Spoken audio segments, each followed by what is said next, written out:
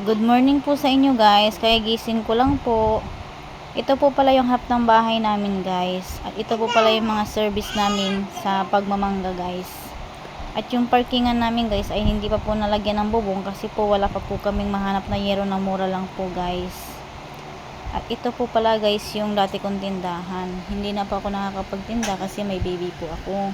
Kaya ginawa ko na lang pong imbaka ng gamot ng mangga. Yan po yung mga gamot ng mangga guys. Susubukan po ulit namin magmangga guys. Kasi nung nakaraang taon guys ay nalugi po talaga kami. Kaya uulit po kami ulit guys. Nagbabaka sakali po na palalin ulit guys. At ito po pala yung harap ng bahay namin guys. Ayan po yung harap ng bahay namin guys. Ayan din po yung dati kong tindahan guys. At ito naman po yung pulan ko guys. Binibenta ko na po ito ng 4-5 lang guys. Baka may gusto sa inyo na bumili guys. Pwede itong pang negosyo. At ito pala yung mga pusa ko guys. Sila Chimping, Mingay at si Chloe guys. Kinukulong ko sila guys kasi para hindi po sila mawala.